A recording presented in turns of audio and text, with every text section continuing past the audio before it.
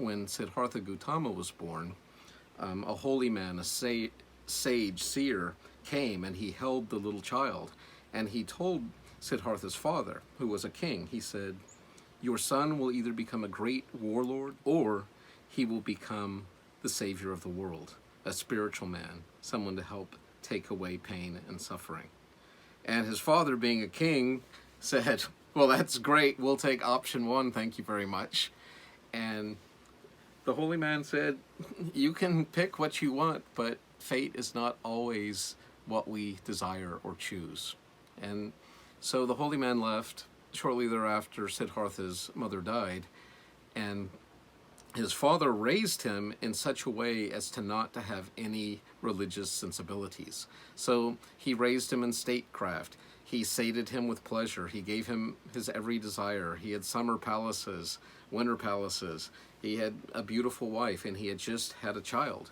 But as Siddhartha got older and had lived this charmed life, kept from all pain and suffering or anything that would cause him to have a questioning or inquisitive mind on why am I here? What is the meaning or purpose of life? What happens to us when we die? Why do the innocent suffer? Siddhartha wasn't struggling with any of those typical human questions or dilemmas. But as he got older and had his first child, he realized, I don't even know my own kingdom.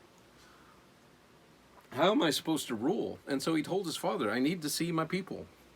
And so his father, being very clever, put kind of like a facade down the main street of the capital city. And he gave the residents new clothes. He put on a feast so they'd all have greasy lips and be happy and satisfied. And they threw this huge coming out parade for Siddhartha, who, riding on an elephant, rode through the town to cheers and accolades and all the happy, smiling people. Yeah, it wasn't as nice as the palace, but the people were fed, they were clothed, they seemed happy. Siddhartha was so taken by the joys of his newfound kingdom he got to explore for the first time that he snuck it out again later with his servant. But this time the facade was gone, the party was over, the fancy clothes had been put away, and people had returned to their life of drudgery. What Siddhartha saw this time was very different than the beautiful colors and the sounds of the music and the smells of the incense, but now he could see and smell and hear the real sounds of the everyday city.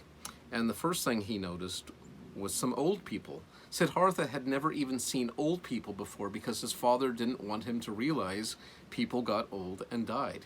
This young man had never been exposed to old age, let alone death. And so he asked his servant, what's wrong with these people? Why are they all wrinkly and hunched over? And his servant said, they're old, Siddhartha. Old age comes to all of us. And Siddhartha says, even to a prince? And his servant said, yes, Siddhartha, even to a prince. The next person they met, someone that was sick, and they were screaming in agony and pain. They had some terrible disease. And Siddhartha had never been around someone who was sick or had a chronic illness or disease. And he asked his servant, what's wrong with that person? And the servant said, they're sick, Siddhartha. No one passes from birth to death without being sick at least once in their life. And Siddhartha said, even princes? And his servant said, yes, Siddhartha, even princes. And so Siddhartha said, show me this death. And so his servant took him down to the river where they took the dead bodies. And his servant said, just as wood, when it is dry, is cast into the flames to be burned, so too, when humans die, we dry out, we become stiff, and we too must be burned in the fire. And Siddhartha said, even princes? And his servant said, yes, Siddhartha, even princes. And then the fourth person Siddhartha saw on that day, after seeing old age, sickness, and death, was he saw a sadhu. And a sadhu is a holy man, ascetic, a Hindu ascetic. And if you remember, ascetics are people who believe that by depriving the physical body, you can release the soul or spirit.